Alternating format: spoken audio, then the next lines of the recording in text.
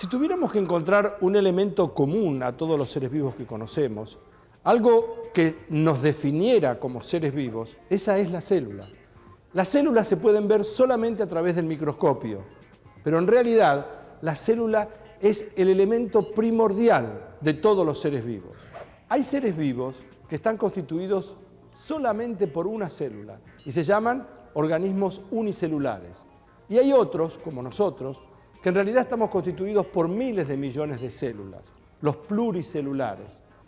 Células que están reunidas de maneras diferentes y que tienen muy distintas funciones. Hoy vamos a ver cómo funcionan estos distintos tipos de células, cómo se comunican entre sí, de qué manera se imparten las órdenes como para que una célula se divida, ejecute su función o se muera. Para conocer estas características básicas de las células, fuimos a la Facultad de Ciencias Exactas y Naturales de la Universidad de Buenos Aires y conversamos allí con el doctor Omar Cosso.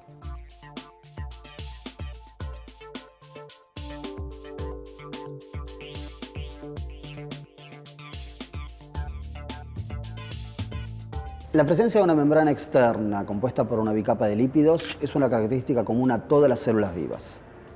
Sin embargo, la presencia de membranas internas es algo que les es característico solo a aquellas células que llamamos eucariotas. La presencia de estas membranas internas lo que hace es limitar ciertas porciones de la célula que tienen funciones características. Y a esas zonas limitadas de la célula con funciones características se las llama organelas.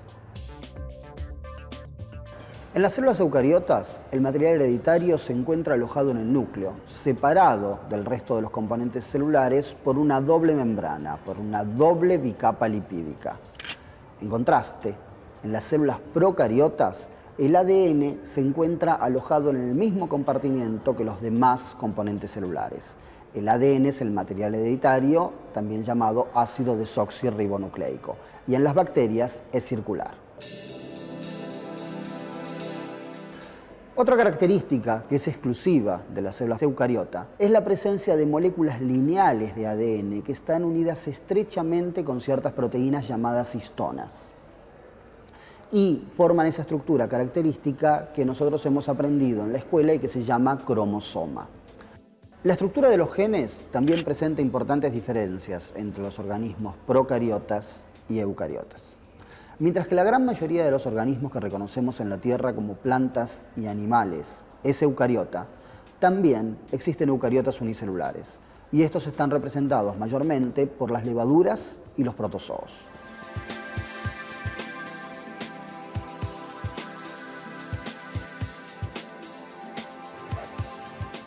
Una primera clasificación de las células diferencia las eucariotas, que son aquellas que tienen membranas internas, núcleo, organelas, de las otras células que se llaman procariotas. Por ejemplo, los organismos más comunes procariotas son las bacterias. Ya hemos visto entonces que las células eucariotas son mucho más complejas que las procariotas. Sin embargo, ambas contienen ADN, ambas tienen genes. ¿Cuál es la importancia entonces de este material genético? Seguimos escuchando al doctor Omar Cosso.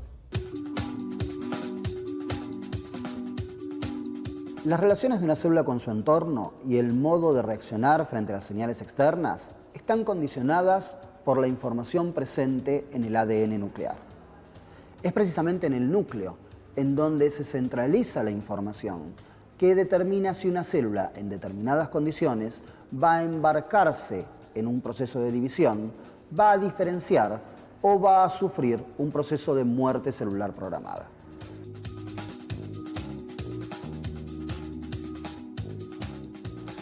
En el núcleo, la información presente en los genes, ADN, es transferida a otro ácido nucleico, llamado ácido ribonucleico, o ARN.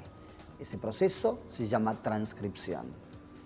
El ARN sintetizado sale al citoplasma, se encuentra con unas estructuras características llamadas ribosomas y se procede a la síntesis de proteínas. Este proceso se llama traducción. El flujo unidireccional de la información del ADN pasa al ARN y del ARN pasa a proteínas es lo que constituye lo que nosotros llamamos el dogma central de la biología molecular. en un determinado momento de la vida de una célula, no todos sus genes están siendo transcriptos y traducidos. Cuando un gen está sufriendo esos procesos, decimos que ese gen se está expresando.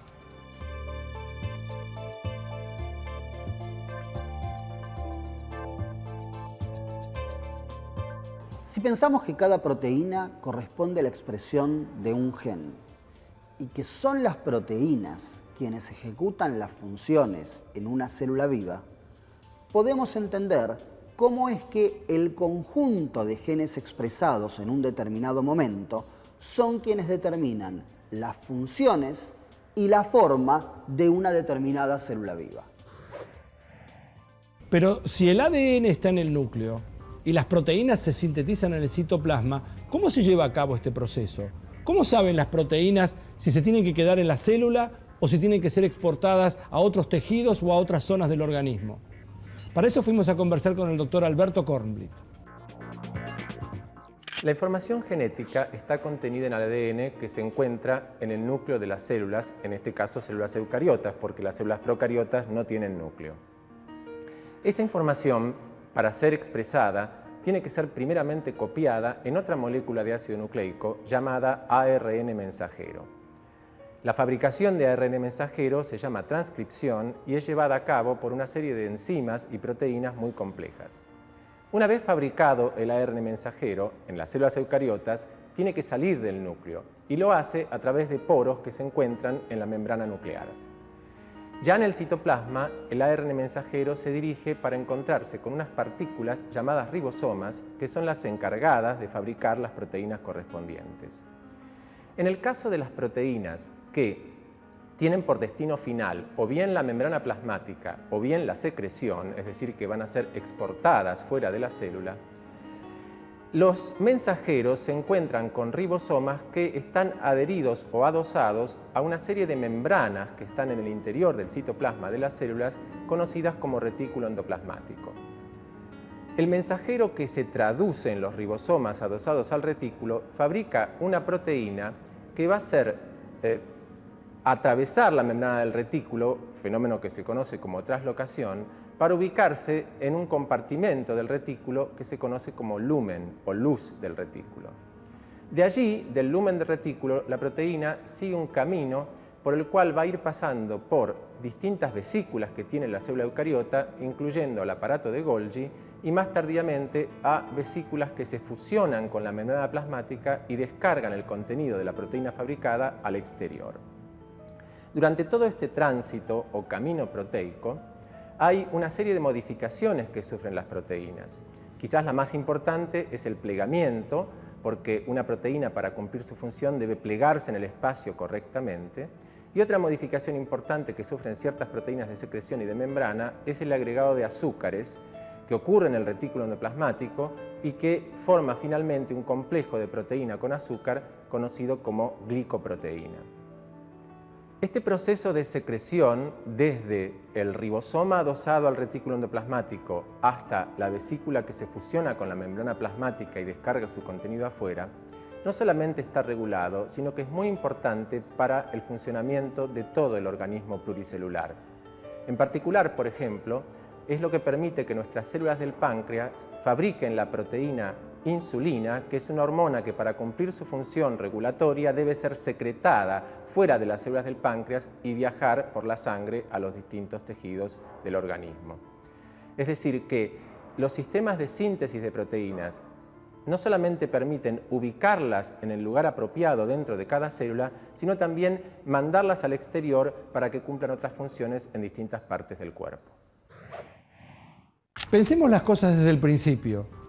Los organismos generados por reproducción sexual tienen en su núcleo dos juegos de información genética, uno aportado por la madre y otro aportado por el padre. El óvulo fecundado es la primera célula en la cual queda reunida toda la información. De hecho, es propia, es característica y es exclusiva de este individuo, que queda constituido desde ese momento, desde la fecundación.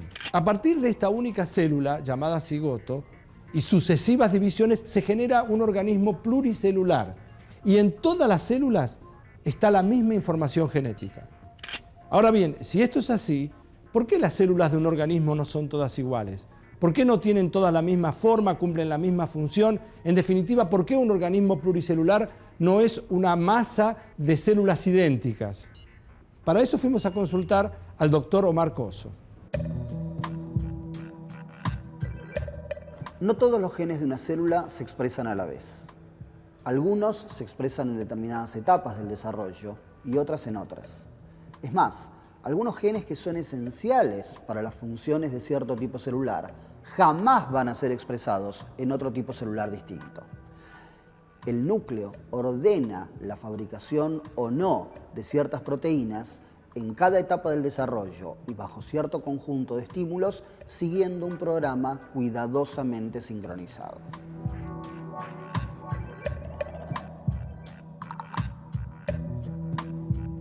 Los mecanismos moleculares que guían ese desarrollo surgieron del proceso de selección operado durante millones de años de evolución. La presencia de una proteína en un determinado tipo celular puede representar una ventaja bajo ciertas circunstancias para esa célula o para el organismo del cual esa célula forma parte. La selección natural que nosotros observamos sobre los individuos y sobre las especies opera a nivel de la presencia o ausencia de ciertas proteínas a nivel celular.